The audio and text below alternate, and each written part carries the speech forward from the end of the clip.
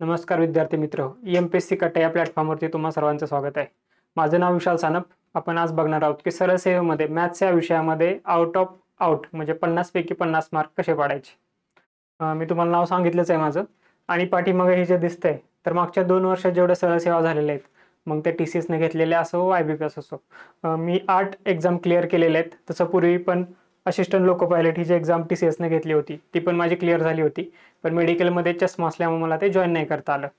बाकी पण मी तुम्हाला अनुभव लिहिलेला आहे की ज्या परीक्षा सरळ सेवेमध्ये असतील किंवा आपल्या MPSCच्या असतील की त्यामध्ये पण माझा खूप चांगला परफॉर्मन्स राहिलेला आहे. म्हणजे काही ठिकाणी सिलेक्शन जरी झालं नसेल, तलाठी असेल वर बाकीचं हे असेल, तिथं पण माझा स्कोर चांगला असल्यामुळे मला वेटिंगमध्ये तर नंबर आलेला आहे तिथे. इथं अजून तुम्हाला सांगतो की IBPS असेल और TCS दोन्हीकडे मला रँक 1चा स्कोर भेटलेला आहे.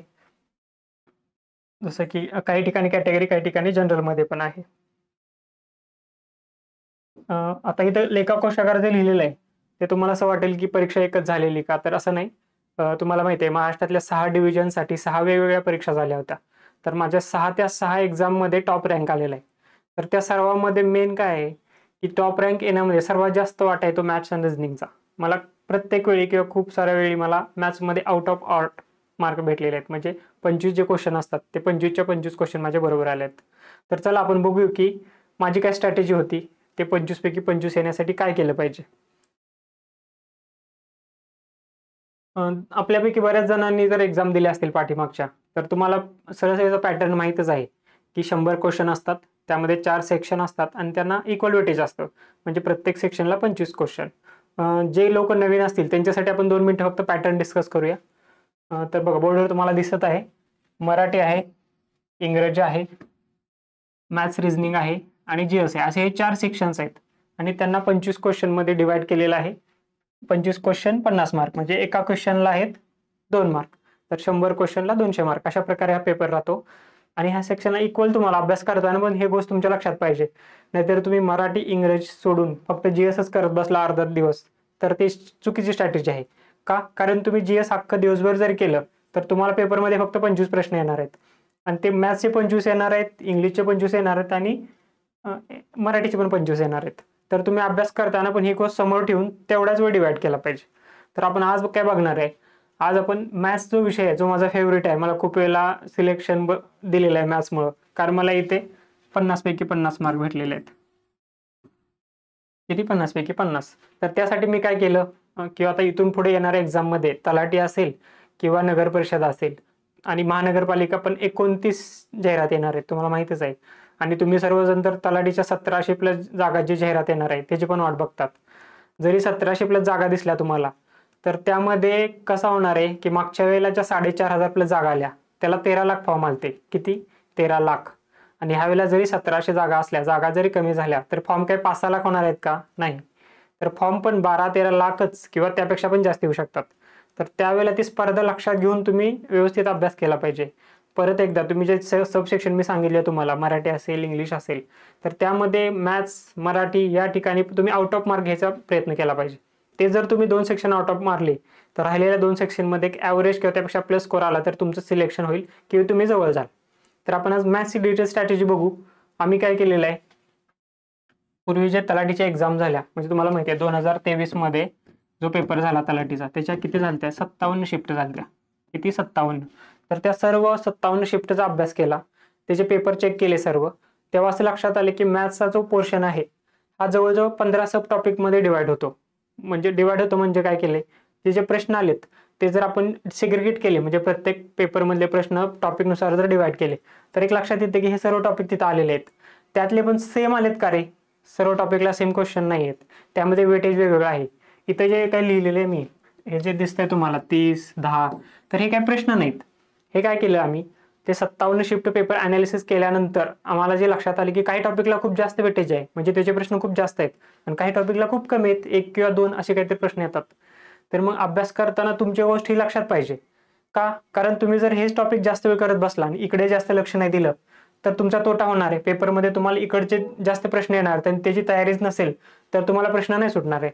तर तुम्ही आता अभ्यास करताना पण याची काळजी घेतली पाहिजे की अभ्यास करता येणार मॅथ्सचा, तर त्यावेळेला हे टॉपिक माझ्या आधी कव्हर झालेत का? ते झाले असेल तरच पुढे जायचं. इकडचे पण करणेच आहे. कारण का करणे हे सर्व का महत्वाचे आहेत? कारण तुम्हाला माहिती आहे सरळ सेवेमध्ये तुमचा एक एक प्रश्न जरी चुकला तर तुमचं सिलेक्शन जातं. जर तुम्हाला एक्झाम्पलच सांगायचं झालं तर एका फूड सप्लायची एक्झाम जी झाली होती तर माझं तिथं फर्स्ट वेटिंगला आहे. तर सिलेक्शन आणि न होणे यामध्ये फक्त एका क्वेश्चनचा फरक आहे. पण माझा रँक आहे तो 100नी पाठीमागे गेला. किती? 100नी. तलाठीमध्ये तर तुम्ही बघितलं असेल की मुलांना 200 पैकी 230-32 असे नॉर्मलायझेशनने मार्क गेले. तर त्यावेळेला ते जाऊन पण मुलांचा जे रिझल्ट आहे तो 0.15 0.30 असा गेलाय. म्हणजे आमच्या एका मित्राचा जो रिझल्ट आहे तो फक्त 0.15 मार्काने गेलेला आहे. तर हे का सांगतोय? कारण हे सर्व टॉपिक आहेत तर ते तुम्ही व्यवस्थित करायचे आहेत. म्हणजे इथं एकच क्वेश्चन येतो तर हा करायचा का नाही? तर करायचा. का करायचा? तर याच्यासाठी. तर इथं बघा तुम्हाला, कारण 0.15 मध्ये पण तुमचा रिझल्ट जाऊ शकतो. कारण जरी 1700 जागा दिसल्या तलाठीच्या किंवा 2000 येणाऱ्या नगर परिषदच्या असतील तर त्या परत डिवाइड होऊ शकतात जागा. जसं की तलाठीची जर जिल्हा वाईज भरती झाली तर ओपनला जागा किती राहणार आहेत रे? 30, 40, 50 मॅक्स. त्याच्यापेक्षा जास्त ओपनला जागा राहत नाहीत. त्यानंतर तुमची जी कास्ट असेल त्याच्या पण 5, 10, 15 याच्यापेक्षा जास्त जागा राहतात का? नाही राहत. तर तुम्हाला त्यानुसारच, म्हणजे तुम्हाला पहिल्या 60 मध्ये जर यायचं तर तुमची तयारी रँक 1 सारख्या मुलासारखीच असली पाहिजे. त्याचा जो टार्गेट आहे, त्याचा जो स्कोर आहे, त्यात तुमच्या सिलेक्शनमध्ये जास्त फरक नसतो. तेव्हाच तुमचं सिलेक्शन होऊ शकतं. चला तर आपण बघूया. बघा आता आम्ही हे जे लिहिलेलं आहे ते क्वेश्चन आहे, ते वेटेज आहे असं मी तुम्हाला सांगितलंच. म्हणजे काय केलं, 57 शिफ्टचे सर्व प्रश्न जर आपण एकत्र केले तर तेव्हा लक्षात आले की हे टॉपिक आहेत ना, ह्यांना जास्त वेटेज आहे. म्हणजे अक्षर मालिका, संख्या आणि पुढे संख्या मालिका आहे. तर यातला अक्षर समूह जो टॉपिक आहे, अक्षर मालिका, त्याचं वेटेज आहे 30%. 30% म्हणजे किती रे? तर 25 क्वेश्चन मधला 30% क्वेश्चन ह्याचे येतात. म्हणजे जवळजवळ 7 ते 8 प्रश्न. किती? 7 ते 8 प्रश्न ह्याचे येणार आहेत. म्हणजे बघा 8 आले तर 8 16 मार्क इथं तुमचे झाले. किती? 16 मार्क. पण तो तुम्ही सर्वात आधी करणं अपेक्षित आहे. बरं हे काय आहे? तुम्हाला वाटेल अक्षर मालिका आहे तर एबीसीडी आहे, ती तर कोणाची पहिलीमध्येच पाठ असते आपली. पण ते नाही, पाठ असून इथं भागत नाही. इथं तुम्हाला पेपर सोडवताना ते एकदम फास्ट आहे, कॅल्क्युलेशन आहे, किंवा ते जे एक विशिष्ट अरेंजमेंट दिलेली असेल, ऑड मॅन आउट असेल, मिसिंग टर्म असेल. जसे की प्रश्न कसे येणार आहेत तुम्हाला? सर्वात सोपा सांगायचं, A B B C C D असं काय देतील, पुढे क्वेश्चन मार्क देतील, 4 ऑप्शन देतील, ओळखा पुढे काय येणार आहे. किंवा हे मधलाच एखादे टर्म देणार नाहीत, इथंच क्वेश्चन मार्क देतील, हे काय ओळखा. हा एकदम सोपा लेवलचा प्रश्न झाला. असे पण तलाठीला मागच्या प्रश्न आलेले आहेत.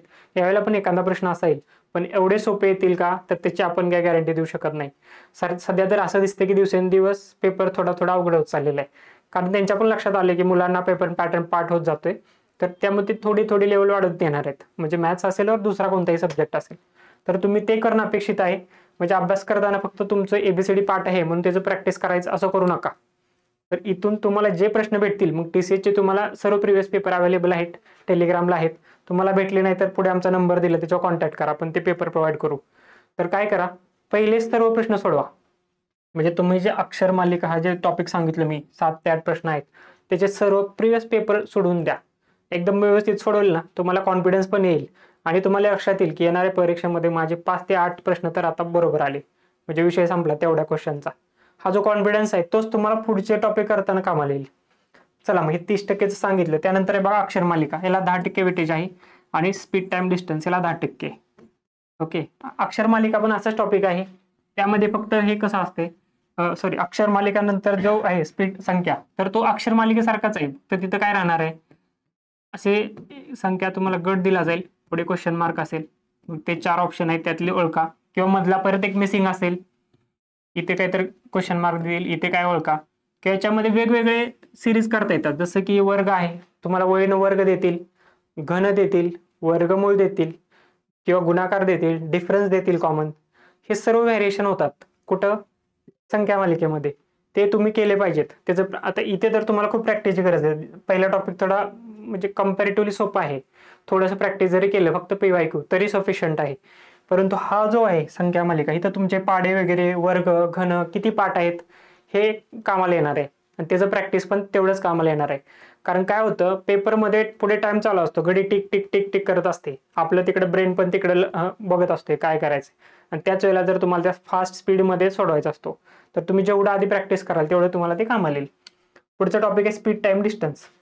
याला पण वेटेज आहे 10%. स्पीड टाइम डिस्टन्स, मग तुम्हाला ते फेमस ट्रेनचं एक्झाम्पल माहितीच आहे. एक ट्रेन आहे, ती एका खांबाला एवढ्या एवढ्या वेळात ओलांडते, तर मग काय काढा, त्याचं स्पीड काढा, त्याचे लेंथ काढा, अशा प्रकारचे एक्झाम्पल येतात. हे म्हणजे सर्वात सोपे झाले, पण हेच एक्झाम्पल मागच्या तलाठीच्या पेपरमध्ये आलेत. बाकी पण काही सरळ सेवेमध्ये सेम एक्झाम्पल आलेत. थोडंसं काय व्हॅरिएशन होईल किंवा ट्रेनची लांबी देतील किंवा टाइम देतील. ह्या तिन्हीपैकी एक गोष्ट तुम्हाला काढायला लागेल, बाकी 2 गोष्टी दिलेल्या असतील. तर बघा, मी तुम्हाला 3 टॉपिक सांगितले, पण तुमच्या लक्षात आलं का हे 3 टॉपिकचं वेटेज किती आहे? 30, 10, 10 किती झालं रे? 50. म्हणजे तुमचा अर्धा पेपर संपला इथेच. तर ह्याच्यासाठी हे अनालिसिस का महत्वाचं असतं? PYQ जे म्हणतो आपण MPSC मध्ये, ते सरळ सेवेमध्ये पण का महत्वाचं आहे? बघा, ह्या 3 टॉपिकचं 50% वेटेज झालं, म्हणजे 12 ते 13 प्रश्न तुमचे इथंच संपले. अर्धा पेपर संपला मॅथ्सचा 25 पैकीचा. तर त्यासाठी तुमचा अभ्यास करताना पण हाच क्रम असला पाहिजे. याच प्रकारे तुम्ही ते टॉपिक केले पाहिजेत, तेव्हा तुम्हाला पुढे जाऊन फायदा होईल. नंतरचे टॉपिक आहे ते बघूया आपण. वेटेज कमी होत जाते, पण सर्व महत्वाचे आहेत. म्हणजे एक क्वेश्चन असेल तर तो महत्वाचा आहे, काय मी तुम्हाला सांगितलंच. बघा, त्यानंतरचा विधाने, निष्कर्ष किंवा सिलॉजिझम, याला 9% वेटेज आहे. सिलॉजिझम म्हणजे जे वेन डायग्रामचे प्रश्न आपण करतो ते, म्हणजे सर्व कुत्री झाडे आहेत असं काय आपण वेन डायग्राम मध्ये काढतो. त्यानंतर सर्व झाडे हिरवी आहेत असं दुसरं स्टेटमेंट दिलं, त्याच्यावरून तुम्हाला काय क्वेश्चन म्हणजे क्वेश्चन स्टेटमेंट दिले असतात 4 पर्याय, तर त्यामध्ये किती बरोबर आहेत, किती खोटे आहेत, कधी चुकीचे आहेत, ते सर्व ओळखायचं असतं. ते आपण मोस्टली असं वेन डायग्राम काढून ओळखतो. म्हणजे पूर्ण असेल किंवा काही भाग असेल तर अशा प्रकारे जे सॉल्व्ह करतो क्वेश्चन, ते कुठे येतात?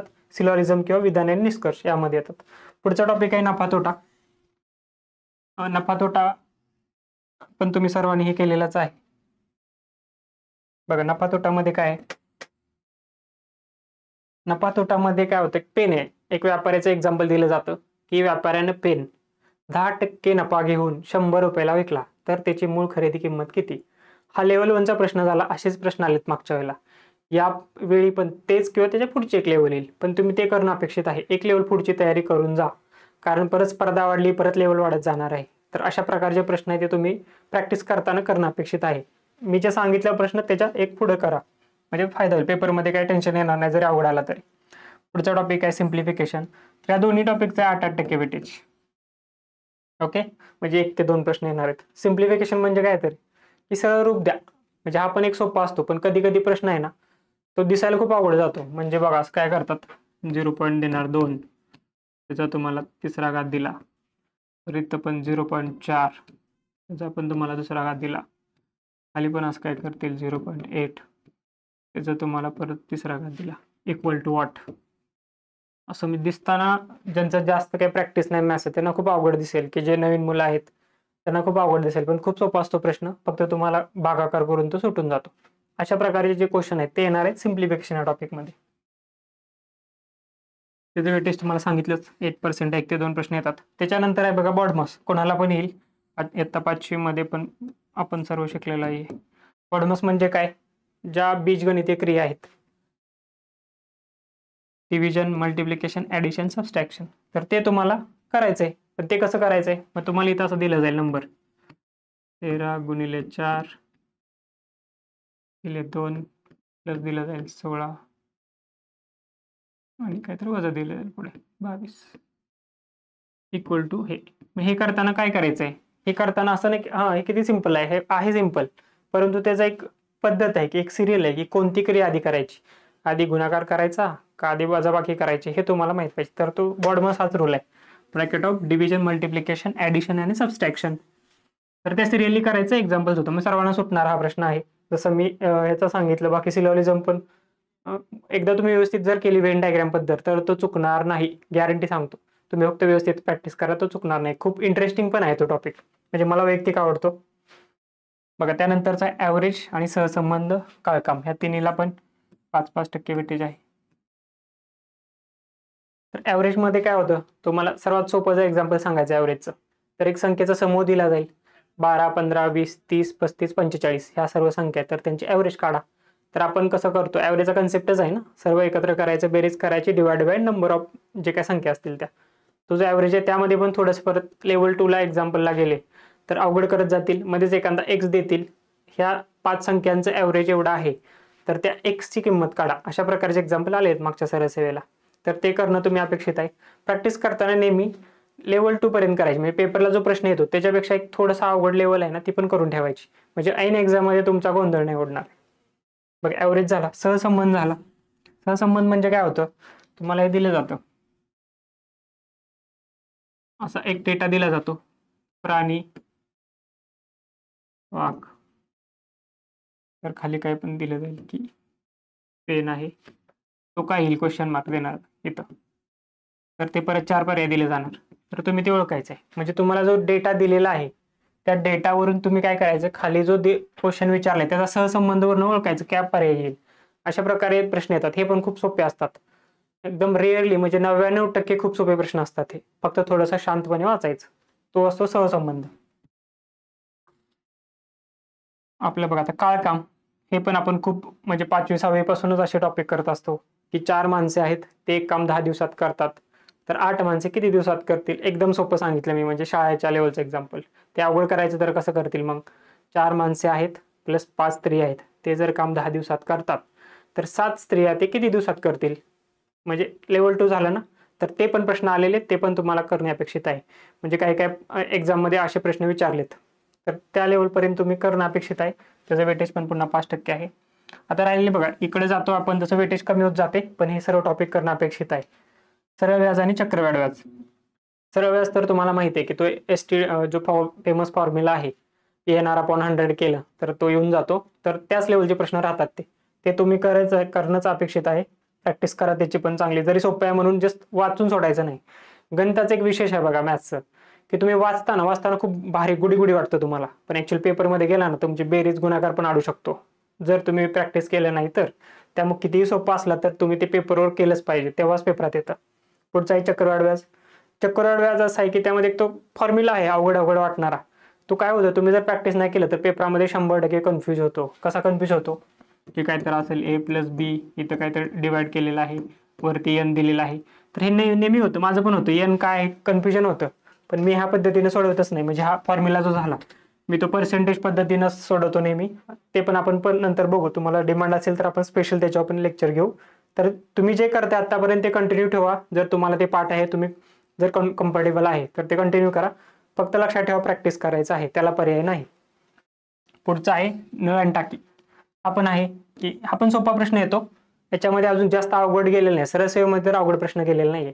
तर एक टाकी असेल, एक नळ चालू केला तर ती टाकी 10 तासात भरते. तर त्यानुसार ते पुढचं व्हॅरिएशन करतात प्रश्नामध्ये. मग ती टाकी गळायला लागली, ती गळण्याचा रेट एवढा आहे, म्हणजे 10 तासात टाकी भरते त्या नळाने, आणि 5 तासात ती टाकी जर रिकामी होते गळती झाल्यावर. तर त्या दोन्हीचं रिलेशन विचारलं जातात. मग दोन्ही आपण एका वेळी चालू केलं, नळ आणि ती गळती, तर ती टाकी भरायला किती वेळ लागेल? असेच एक्झाम्पल आलेले आहेत. तुम्ही पेपर बघितलं लक्षात येईल. त्यानंतर बघा, आपला शेवटचा टॉपिक आहे boat and stream. Boat and stream पण सोपा आहे. त्यामध्ये खूप अवघड करणे, हा जो टॉपिक आहे ना, हा किती सोपा दिसला, खूप अवघड प्रश्न फ्रेम करता येतात त्यामध्ये. बाकीच्या IBBच्या एक्झाम आहेत, बँकिंग असेल किंवा CGL, तिथं खूप अवघड प्रश्न येतात. पण आपल्याला सोपा प्रश्न येतो. आपल्याला दोन्हीचं स्पीड दिलेलं असतं. कारण हे कसं आहे प्रश्न बघा, एक नदीचा उतार आहे, त्या उतारावरून बोट जाते खालच्या साईडला. तर खाली जाताना काय होणार आहे, बोटचं स्पीड प्लस त्या पाण्याचं स्पीड दोन्ही एकत्र होणार आहे.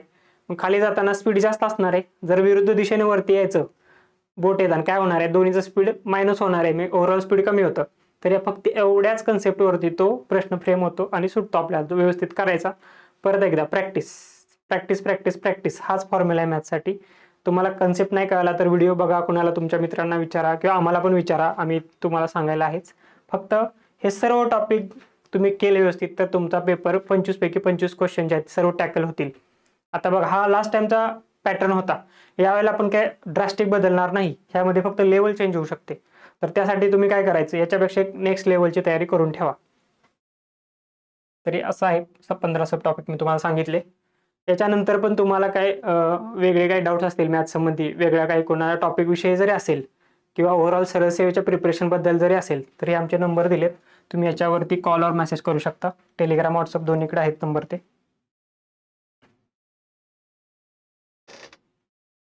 बघा, हे 2 नंबर आहेत, मी तुम्हाला ऑलरेडी सांगितलंच. ठीक आहे, चल मग आपण भेटू पुढच्या व्हिडिओमध्ये अशी स्ट्रॅटेजी घेऊन. धन्यवाद.